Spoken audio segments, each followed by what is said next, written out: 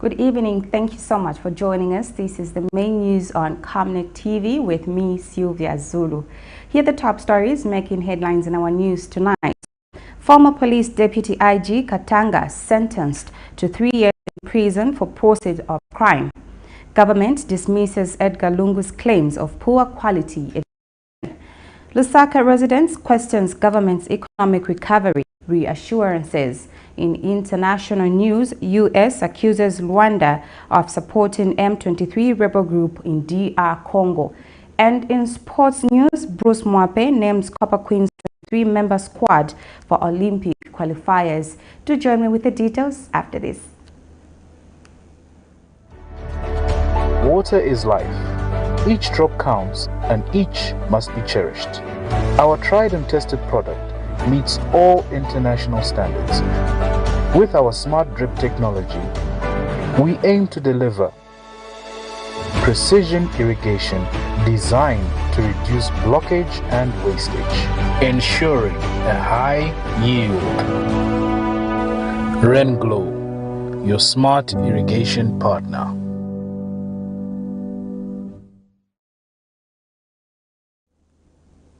And now the news in detail.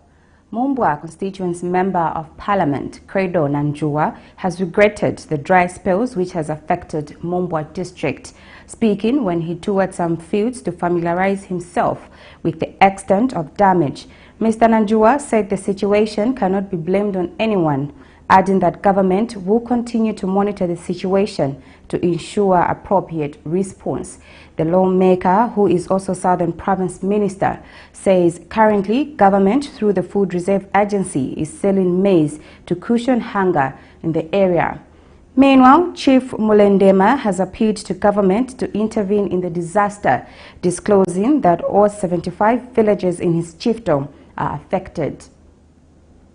This is the state of fields in Mombwa District Central Province due to more than 3 weeks of dry spells being experienced in the southern half of Zambia. This came to light Sunday when Mombwa constituency Member of Parliament Credo Nanjua toured various fields in the constituency. Both the traditional and civic leadership have lamented on how the dry spells have damaged crops in the district. Because when you look at our crops here, it's really damaged and there's no hope. There's no hope. And we are appealing to the government to intervene this, either maybe even to come up with a food for work. Yes, to intervene. Otherwise, one would be short of shedding tears if you looked at how badly the crop has been affected. One of the affected farmers, Edith Kasanzale, has appealed to government to consider coming up with irrigation mechanisms under the Constituency Development Fund, CDF. My thinking is, if we were helped by the government or CDF in our constituencies to have irrigation systems, maybe you can manage to water even 1 hectare. You can 100 by 100 you can try and water it yourself, just to have something, food or something. Gesho Msikazwe is Mombwa District Agriculture Coordinator, DACO, and gives an update on the extent of the damage in the district. Because according to the last update last week, we had about 62,000 hectares planted. Then when we went round, we just found that it is something like 28,000 hectares which were affected. Okay. Which was 62,000, which was just somewhere 45%. Meanwhile, Mombwa constituency Member of Parliament Credo Nanjua has regretted the dry spells. Mr. Nanjua has however disclosed that the Food Reserve Agency, FRA, in the short term is selling maize to cushion hunger. They can buy through FRA, and we need to protect that whole process, that no unscrupulous people can take advantage of this provision, because this is meant to provide food to our people. He says government, working with the local leadership, will continue to monitor the situation to ascertain the extent of the damage. Help our farmers that they don't lose the only asset that they have to these lenders. Even lenders, they need to to have a human face on how to handle such a situation. Even if you stress these people, they have got no other source of income to repay back that loan. And the agreement was that when they harvest, that's when they're going to pay. Now there's nothing to harvest. So these are some of the challenges that come about in business, which we are asking the lenders to be reasonable enough. For Camnet TV News, Afias Kaptula. Some farmer-based organization has called on government to set up industrial boreholes across the country to cushion the effects of climate change on agriculture. National Association for Smallholder Farmers Executive Director Frank Kayula says Zambia has abundant underground water which can be harvested for irrigation. Meanwhile, Small-Scale Farmer Development Agency, SAFADA Executive Director Boyd Mombwe has called on government to carry out a national-wide crop forecast to determine current levels of production. These are some of the most heartbreaking measures to hit the cyberspace in recent days. As the case is, agriculture is not only the source of income for most families in the country, but also the means for survival. One of the farmers' nightmare is erratic rainfall pattern, but this time it's not just erratic, but prolonged dry spell, slowly turning into drought and slowly crops losing life. Some of the affected farmers are calling for prayers to ask for God's intervention.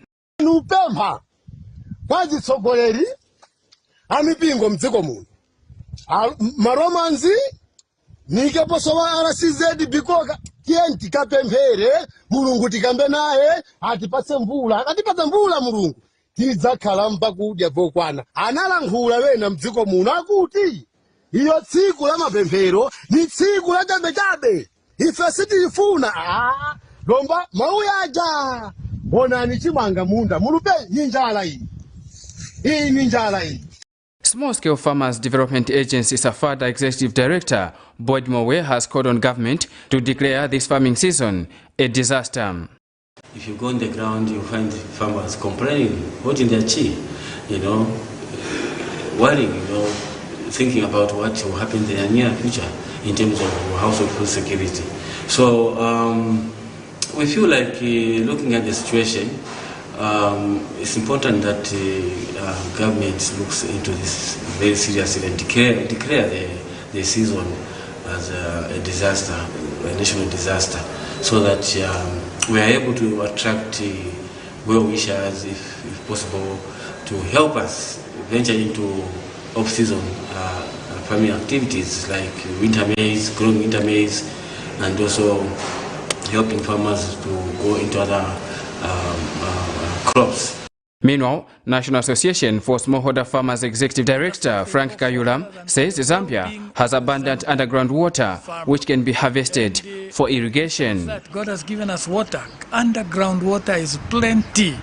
And we have been crying as smallholder farmers, why are we having every government just concentrating on dams? Just because dams are made where the rivers are flowing. We are saying no to that.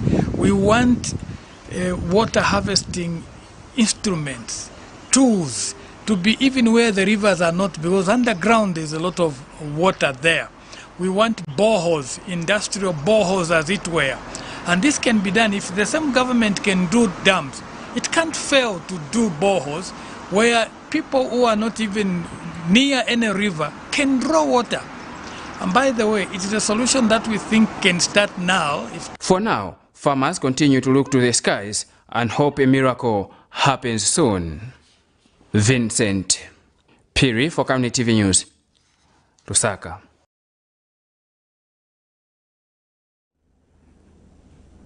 Mungu Municipal Council has closed down 9 bars for operating illegally and beyond permissible hours. Mungu Mayor Nyambe Mubiana has confirmed to Camnet News the closing of the 9 bars by a combined team led by Council Sub-Liquor Committee, urging members of the community to comply with the law. Meanwhile, Mungu Municipal Council Assistant Public Relations Manager Abigail Sitenge says the local authority will continue to monitor compliance of bars in the district.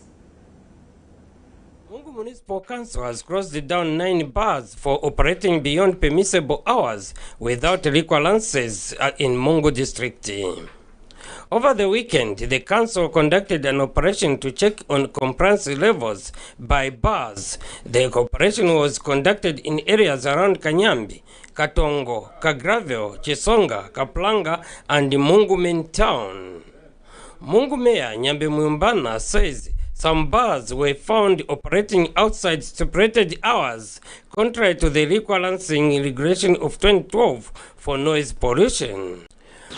This operation was to monitor and check compliance of licenses for the bar owners in our town, and we want to assure the business people, those that are in the business of bars, that that operation was not targeted at every receiving reports of noise in our town. And so that's why we were checking that operation. And if you realize after the operation, our town was quiet, there was no noise pollution. So we'll continue with those operations so that people are able to follow the rules. For those that have bars, let's follow what the law says. If you want to operate throughout the night, come and apply for a license for a nightclub. Mungu Municipal Council Assistant Public Relations Manager Abigail Stenge says bars were charged for operating beyond permissible hours, contrary to Statutory Instrument number 64 of 2012.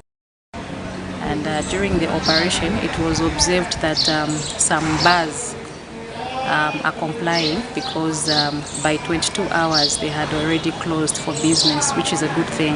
However, 9 bars were found wanting, and this is operating beyond permissible hours is against SI number 64 of 2012. Assistant Public Relations Stenge is appealing to bar owners to abide by the bylaws to avoid their licenses revoked. We wish to appeal to bar owners to ensure that they comply with the permitted hours that are allowed according to law in order to avoid inconveniences. We also wish to appeal to bar owners that admit underage patrons to desist from that, or else they risk having their licenses revoked. The local authority will continue to monitor compliance levels of bars in the district. The bars that have been cited will remain closed until 1,500 kwacha penalty fee has been paid. For Camnet News, Musiabo Kabila in Mungu District, Western Province. Government has rubbished claims by former President Edgar Lungu that the quality of education after the introduction of free education has become poor. Ministry of Information and Media Permanent Secretary Tabo Kawana says the onset of free education and the recruitment of teachers has brought about quality and an opportunity to the young people to go back to school. Mr. Kawana was reacting to an interview in which the former president said that free education has given teachers too much work and reduced the quality of education. The quality of education is zero, which is coming from there. So I think that free education, when we come back. Come introduction of free education. Come the recruitment of more teachers, and I'm talking about close to 62,000 teachers recruited in 2.5 years of the New Dawn administration. You are now able to see the results themselves. Come 2023 in Zambia, those that were in grade 5 then getting into grade 7, the same ones that were able to handle mathematics at 2.1% jumped to 16.0%, and those that were able to read jumped from 2.3 to 9.7%.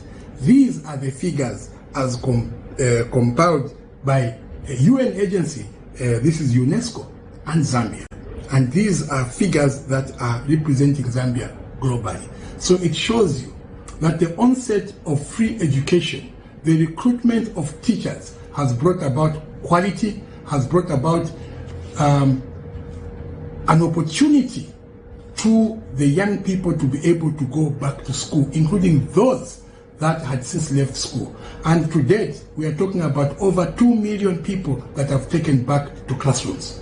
So if you go and interview your grandchild, whom you did not take to school, and your grandchild says, I want to be a pharmacist because I love farming, that does not represent the quality of education of Zambian children. The quality of education of Zambian children is represented in these studies, and these are done by multinationals.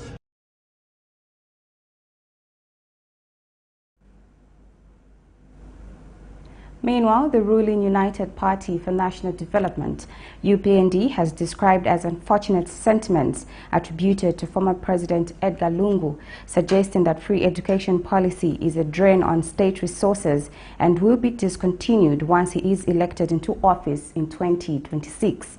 UPND Deputy Media Director Chelo Katambo says the sentiment is retrogressive and unpatriotic statement on education, which is critical to the development as it enables skills acquisition among other humorous benefits.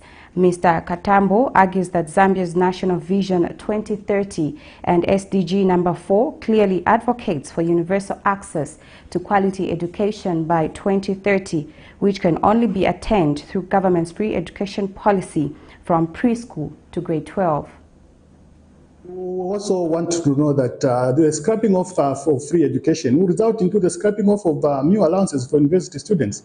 It will also result into the scrapping off of the much appreciated CDF. Which Zambian would want the CDF to be scrapped off?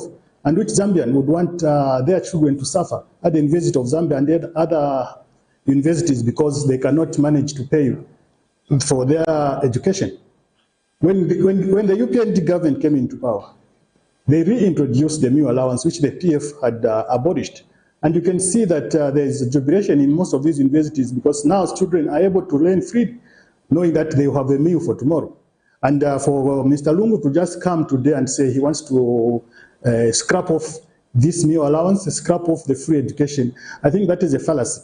Mr. Lungu should realize that the free education policy has helped so many people, especially in rural areas. There are so many children that were just at home without being in school. But now if you go in these schools, you find thousands and thousands of children.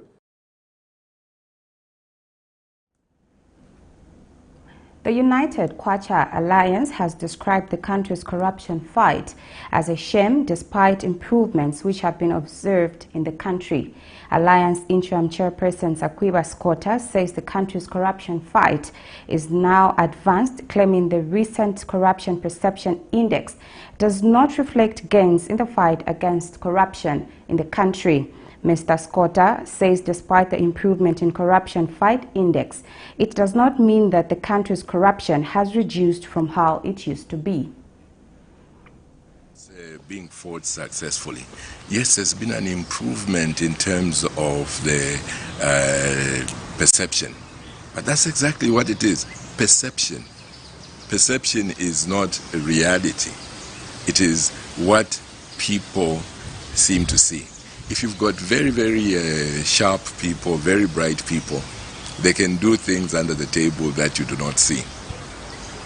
And so the perception will be that there is nothing wrong that is happening. But if you were to go under the table, you'd be amazed at what is happening. And I believe that is what is happening now. We've got very sophisticated people engaging in corruption now, much more sophisticated than in the past. So that doesn't mean that because the perception has gone down, that the levels of corruption have gone down. No, not at all.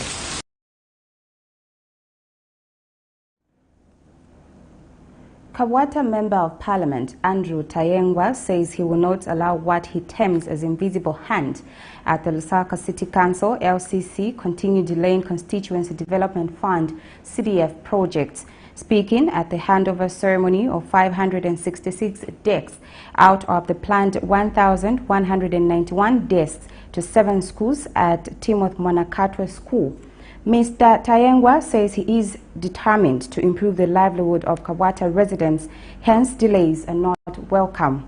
Meanwhile, Lusaka District Commissioner Rosa Zulu has assured all members of parliament in Lusaka that she will get to the bottom of whatever is delaying the progress of programs at LCC.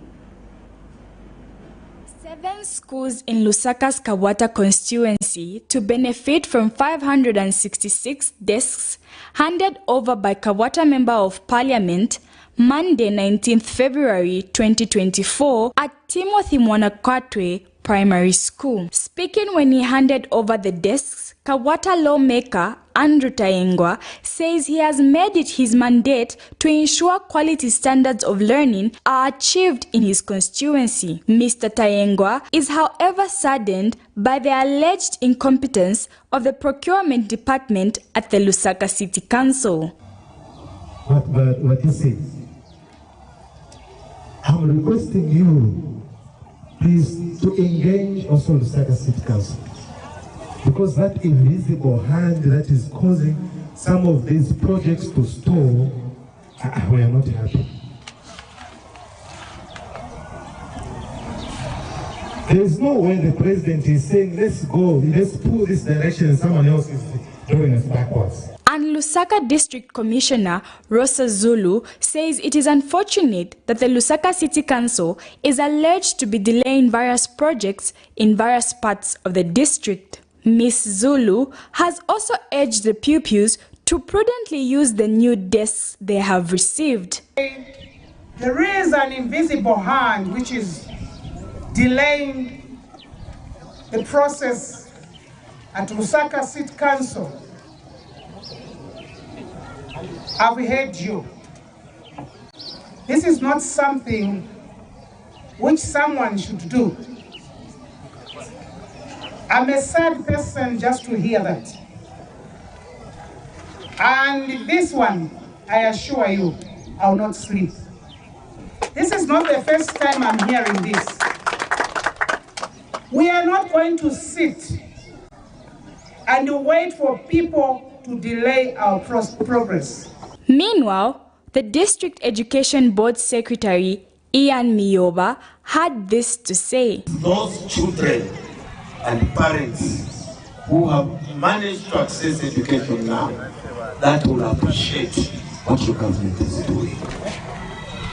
Remain focused. Continue giving the deliverables to the nation. You're on the right path. And pupil representative Shamiso Monda says the pupils have promised to take care of the new desks to ensure that they serve the next generation of learners at the school. Has come at the right time because we have a crisis of desks which has led to learners sitting on the floor. We pledge to take care of them by not vandalizing, to ensure that future learners can come and use them. Thank you. The desks will be shared among 7 schools, namely Timothy Mwanakatwe, Chilenje B, St. Patrick's Girls' School, Muyoba Primary, Libala Combined, and Hillview Primary. Cherish Sibote for Camnet News, Lusaka. Some residents of Lusaka have questioned how long the current economic hardships will go on following reassurance from government that it will soon pass. This follows Vice President Mutale Nalumango's sentiments calling for patience among citizens. Ms. Nalumango made the sentiments when she featured on a local television station. But some residents say they have lost patience as the cost of living is too high to bear. As the people are grappling with a high cost of living, government has time and again assured the nation that this time of anguish will soon pass. Acting President says the citizens must hold on. And the citizens of Lusaka have received this information with different views, considering the current high cost of living, as most of the people are worried about the unstable prices of goods and commodities on the market, especially the price of mealie meal. Business lady Matilda Piri says her business has been affected as people have stopped saving because the situation is now hand to mouth. It's true, the cost of living is very high, and if she says that we should hold on, now the question is for how long are we going to hold on? Because already the economy is really bad. It has really hit us bad. Like especially on my side, as we're doing this business, it has become slow because now people have stopped saving money. It's hand to mouth. Whatever they make, they use it for other things. Another local businessman says doing business has become extremely hard as prices of goods are unstable, which makes it tough for him to resell his goods.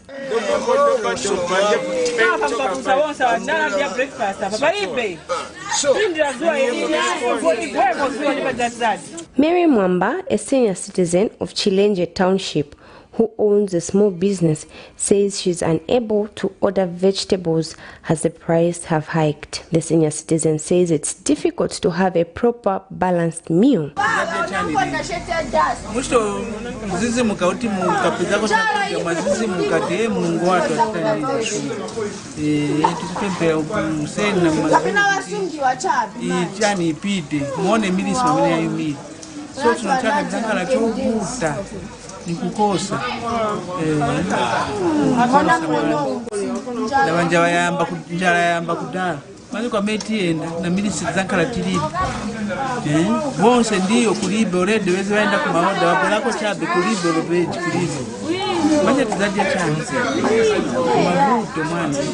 As the people await tangible results, the question lingers: how long will the citizens hold on?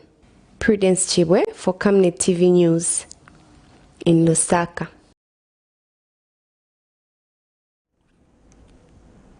To the courts, the Lusaka Magistrate Court has convicted and sentenced former Deputy Inspector General of Police Charity Katanga to 3 years simple imprisonment in a matter in which he was charged with being in possession of 10 Higer buses suspected to be proceeds of crime. Particulars of the offense are that Mrs. Katanga, on dates unknown, but between January 1st, 2017 and June 6th, 2022 in Lusaka, jointly and whilst acting together with other persons unknown, did possess 10 Higer buses valued at 2,282,770 kwacha. In her defense, the convict told the court that her buses were not from proceeds of crime, explaining that she and her husband earned good money while working in the civil service. However, when the matter came up for judgment on Monday, Chief Resident Magistrate Davis Chiwili ruled that there is reasonable suspicion that Katanga's buses were proceeds of crime, as the money paid for the first 2 buses did not come from any accounts linked to her, and that the other 8 buses fell in the same category of proceeds of crime because the funds used to procure them came from a tainted source.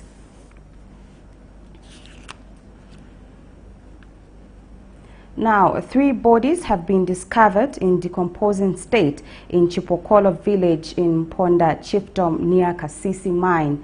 Police Public Relations Officer Ray Hamonga confirms that Charleston Police Station on February 18, 2024 at 19 hours received a report of murder from Isaiah Luela, aged 47, of Chipokolo village. Mr. Hamonga says facts of the matter are that on February 18, 2024, at around 15 hours, the reporter went to his farm to check on his maize field and discovered the bodies. He adds that all the bodies had post-mortem conducted on Monday. Police station on the 18th of February 2024 around 19 hours received a report of murder from Isaiah Luela, 847, of Chikopola village in Imponda Chiefdom near Kasisi Mine, who reported that he had discovered 3 unidentified dead bodies, 2 for females and 1 for a male, all in a decomposed state. The bodies were found in different places but not very far from each other. This occurred on the 18th of February 2024 around 15 hours at a farm in Chikopola village. Brief facts for the matter are that on the 18th of February 2024 around 15 hours, the reporter went to his farm to check on his maize field. As he was going around, he smelled a bad odor and saw a lot of flies nearby. He decided to check what was there, only to find a dead body of a person. He went back to the village and informed people, who went to the scene in large numbers and later on discovered 2 more dead bodies and decided to report the matter to the police. The scene of crime was visited by police scenes of crime officers, and the bodies were 3, 2 females aged between 22 and 25, and one of a male person aged between 30 and 35. The male body was found in the field with a deep cut on the head, clothed in a blue jean trousers, and white sneakers were recovered about 30 meters away from the body. 500 meters away from the first body was another body of a female person with a deep cut on the right side of the neck. The third body of a female was discovered 80 meters from the second body with a deep cut on the head. However, the axe suspected to have been used was recovered. When I take our first break, I will be back with more news. Stay tuned. Are you looking for a reliable and efficient courier company with international standards? Then let UBZ Courier, your trusted partner in swift and secure deliveries, be your ultimate choice. Whether it's a small package or a hefty consignment, UBZ Courier handles it all, locally and internationally. Our modern call center ensures personalized attention for every client. For seamless deliveries within Zambia and beyond, trust UBZ Courier. Call us now on +260 763 062 680 or visit us at plot number 15 Mwapona Road, Woodlands, Lusaka, Zambia. UBZ Courier, a world-class brand that can be trusted.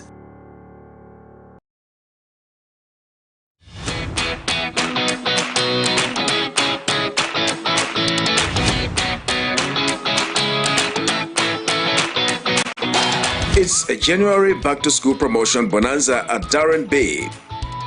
Take advantage of our massive price discounts and turn your wonderful school-going kids into stars. With a cornrows hairstyle going at only 30 kwacha for kids below 13 years and 50 kwacha for kids above 13 years, your child is guaranteed that neat and trusted, classy look. This curly, knotless hairstyle is going for as little as 150 kwacha, from as high as 200 kwacha, wigs included. Now that's a classy saving. The sleek ponytail going at 80 kwacha from 120 kwacha makes your little one look like a true princess. Gift your pretty one with this lovely natural twist for as low as 60 kwacha from 100 kwacha, beads included. Now that's a cute saving. Your princess will look stunning in this curly ponytail at only 90 kwacha from the original 110 kwacha. Now that is a great deal.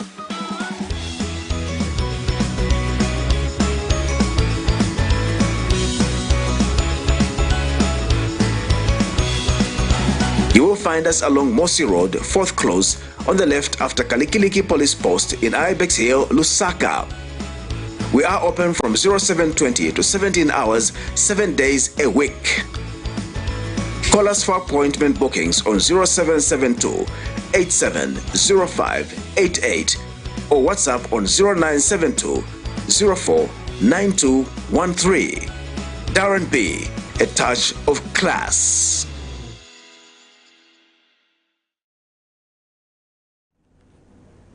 Thank you so much for staying with us. We'll now continue with more news.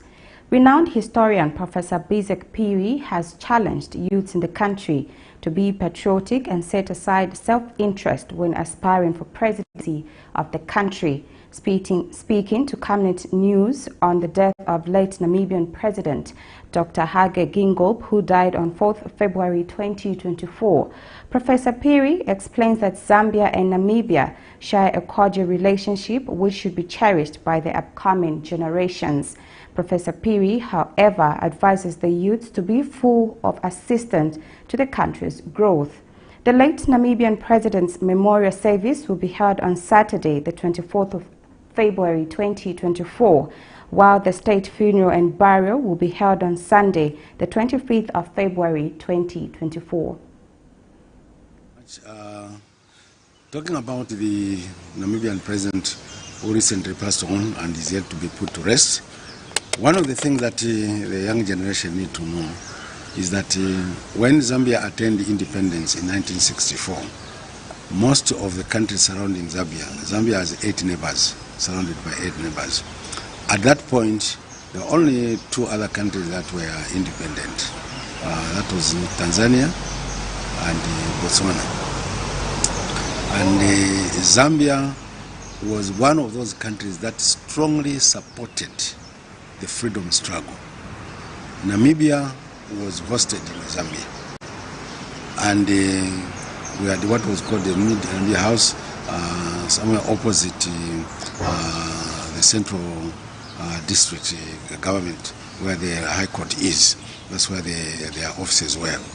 Now, these are people that were in Zambia, including the first president of Namibia, who died earlier on. They were here, hosted by Zambia, and most Namibians that were in Zambia, while they were being supported by the Zambian government, they also were people that did a lot, because under the UNIP government, under the first Republican president, Kenneth David Kaunda, he put in place a policy of assisting those people, but also training them, so that when their country becomes independent, they could be able to take over from the white regime in Namibia, when then known as Southwest Africa, so that they could be leading. So he, the president that we were talking about, who recently passed on, was in Zambia and participating in the liberation struggle, but assisted by Zambian government, but also was assisting what was what.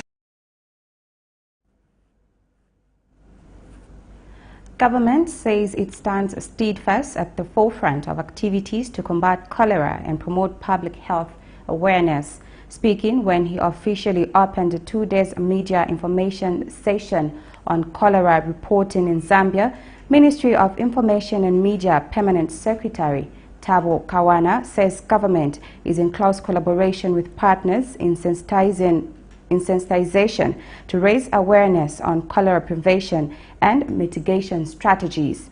Mr. Kawana says the media plays a critical role in the cholera fight through the champion of social behavior change. And speaking at the same event, USAID Open Spaces Zambia country lead Theoda Mawirire says her organization is working closely with the media to foster health messages. MISA Zambia National Director Austin Kayanda says the media must ensure that they use their platforms to report on issues to do with cholera. Of crisis, the public turns to the media for reliable information, guidance, and reassurance. It is incumbent upon us as journalists to uphold the highest standard of ethical journalism, accuracy, impartiality in our reporting, misinformation and sensitization, and fear-mongering only serve to worsen the crisis and undermine public trust in the media. Let us unite in our commitment to the truth, integrity, and public service. As we navigate the complexities of cholera pandemic, let us also recognize the disproportionate impact it has on marginalized community, including the urban poor, informal sectors, and the rural areas. On the importance especially of good credible reporting and how this speaks to misinformation and disinformation. In such a situation, misinformation and disinformation has the potential to destroy lives and livelihoods. Therefore, there is a space for media, both for traditional media and new forms of media, to inform the public and to enable behavioral change in such a pandemic that requires such behavioral change. The media therefore has a duty to ensure that we report credibly. In recent months, during this pandemic that we are still going through, there has been a lot of information that is around, and it is essential that information is not only centralized in the capital, in Lusaka, but that it filters throughout all the provinces. Zambian School of Driving has expressed concern over the inadequate number of examiners in the Road Transport and Safety Agency testing centers. Drivers Improvement Program Director Hope Kumalo tells Camnet TV that the inadequate number of examiners not only causes inconvenience and delays, but also hampers economic growth and development. Ms. Kumalo says the current inadequate numbers of examiners in the testing centers has become a significant barrier for many aspiring drivers. We are deeply concerned over the inadequate numbers of examiners in the RWANDA testing centers, especially in the process of obtaining a driver's license. The current inadequate numbers of examiners in the testing centers has become a significant barrier for many aspiring drivers, leading to frustration and unnecessary delays. Moreover, with the current CDF skills empowerment bursaries that are sponsoring youths for driving as a skill, the limited availability of examiners in RWANDA testing centers may adversely affect the successful completion of the CDF trainings and licensing on time. Therefore, Zambian School of Driving urges government to address this issue urgently so as not to adversely affect the licensing process. We recommend the following measures to help redress the situation. 1. Increase the number of testing centers and human resource in these centers, especially examiners. Government can do this by engaging the Zambia Police Service and or the Zambia Army to deploy some of their officers to help out at RWANDA testing centers. 2. Improve the RWANDA online system to reduce waiting times and ensure a fair and transparent process. 3. Enhance the overall capacity of licensing authorities to handle the increasing demand for driver's licenses. By implementing the above measures, the government will significantly improve the efficiency of the driver license application process. This will not only benefit individuals but also contribute to road safety, economic growth, and the overall development of the country. Still to come in the news, Bruce MWAPE names Copper Queen's 23-member squad for Olympic qualifiers. I will be back with the details as well as some international news. Stay tuned. Potatoes, the unsung heroes of flavor. From crispy chips to creamy mash, potatoes are the versatile superstars of your kitchen. Grown with love by our dedicated workforce drawn from around the community of Palavana. Savenda Farm's commitment is to see to it that we have potatoes that are grown right, healthy, big and tasty. For that quick fix or big celebration or that meal that brings family together, top chefs rely on the Savenda potato to create culinary masterpieces. And for others, it's that icebreaker to a delightful conversation. So, embrace the magic of Savenda potatoes. They're not just a side dish, they're the heart and soul of your kitchen. Savenda, save nations, develop Africa. Get all the latest updates in court news only on Camnet TV. We take you and make you feel part of the court sessions through our in-depth coverage of the adjudication process.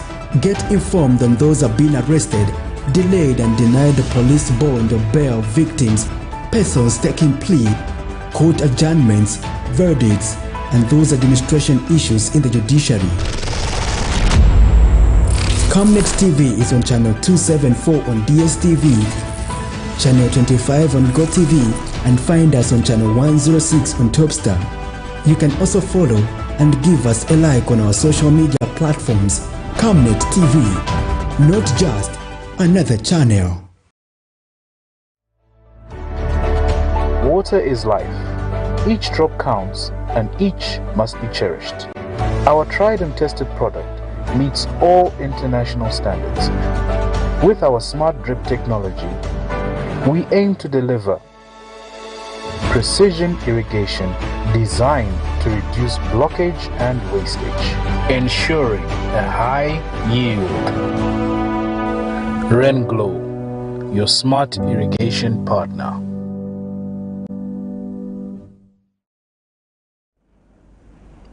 Thank you so much for staying with us. And now for the rest of the news.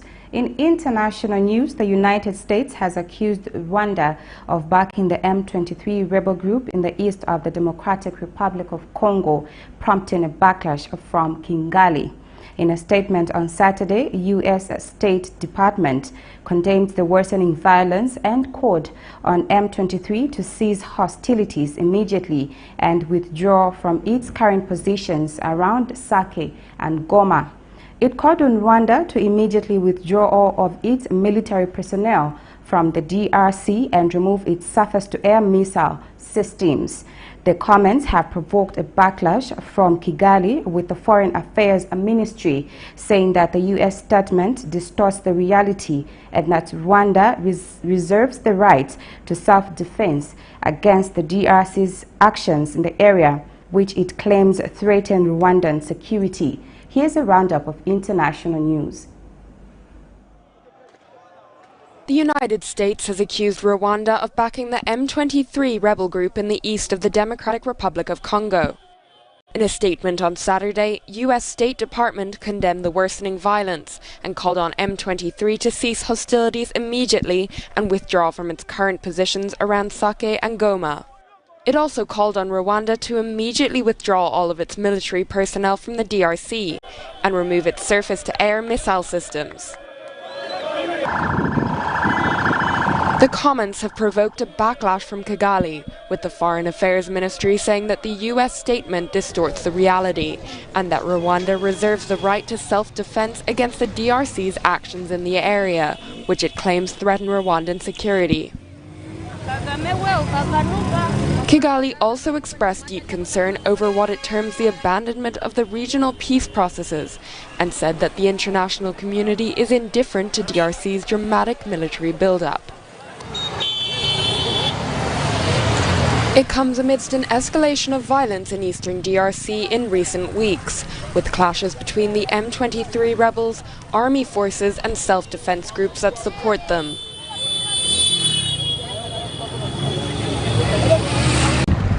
Sending sea migrants back to Libya is unlawful. A ruling by Italy's top appeals court upheld earlier decisions by two lower courts. The ruling, which was filed on February 1 but publicized by the Italian media over the weekend, was described as final. It has been hailed by charities and human rights groups. The Court of Cassation also upheld the conviction of the captain of an Italian towboat, ASO 28, who in 2018 rescued 101 migrants from a rubber dinghy and returned them to Libya. The rescue took place in international waters about 105 kilometers off Libya. Pregnant women and children were among the migrants. Italy and other European governments have taken an increasingly hard line on immigration in recent years, amid a swell in support for right-wing parties that want strict curbs on sea arrivals from North Africa. The Libya to Italy crossing is one of the most used sea migration routes. Pope Francis called for peace during the Angelus prayer on Sunday and asked the faithful not to forget conflicts in war-torn African countries. He urged the warring Sudanese military and the paramilitary to cease hostilities. It's been 10 months since the outbreak of the armed conflict in Sudan. It has resulted in a very serious humanitarian situation. I again call on the warring parties to stop this war that is doing so much harm to the people and to the future of the country. Let us pray that ways of peace will soon be found to build the future of the Sudan. The war has killed at least 12,000 Sudanese and forced 1.5 million others to flee into neighboring countries. Francis mentioned war zones including Palestine, Ukraine and Mozambique. Violence against defenseless populations, destruction of infrastructure and insecurity are again rampant in the province of Cabo Delgado in Mozambique, where in recent days the Catholic mission of Our Lady of Africa in Mazeze was set on fire. Let us pray for peace to return to that tormented region. The Pontiff urged the faithful to ask God for the gift of minds and hearts that concretely dedicate themselves to peace. Conflicts on the continent were high on the agenda of African leaders at the 37th AU Summit, which ended Sunday. The launch of the second 10-year implementation plan of Agenda 2063 marked the beginning of a new decade of effort to realize the vision of a prosperous and peaceful Africa. In sports news, Copper Queens coach Bruce MWAPE has released the final 23-member squad for Friday's Paris 2024 Olympic Women's Football Tournament third round first leg qualifier against Ghana. The Copper Queens will play the first leg at the Accra Sports Stadium on 23rd February 2024 before hosting the Black Queens at the Levi Mwanawasa Stadium for the return leg 5 days after. Notable names in the squad include goalkeeper Catherine Musonda, currently playing for Hapo Renana Women's FC in Israel, defender Martha Tembo and Misozi Zulu. Others are Helen Chanda, Irene Lungu, Comfort Selemani and Everine Susan Katongo. On the attack is world's most expensive female footballer, Rachel Kundananji, Barbara Banda, Rachel Nachula, among others. There are 2 African Olympic sports which will be decided at the 2024 CAF Women's Olympic qualifying tournament. That item brings us to the end of the news, but before I go, here's a recap of the stories making headlines. Former police deputy IG Katanga sentenced to 3 years in prison for proceeds of crime. Government dismisses EDGAR LUNGU'S claims of poor quality education. Lusaka residents question government's economic recovery reassurances. In international news, US accused Rwanda of supporting M23 rebel group in DR Congo. And in sports news, Bruce MWAPE names Copper Queens 23-member squad for Olympic qualifiers. Our verse of the day is coming from the book of 1 Timothy chapter 2, verse 1 to 2. I urge then, first of all, that petitions, prayers, intercession, and thanksgiving be made for all people, for kings and all those in authority, that we may live peaceful and quiet lives in all goodliness and holiness. Thank you so much for watching. My name is Sylvia Zulu. Good night and God bless you.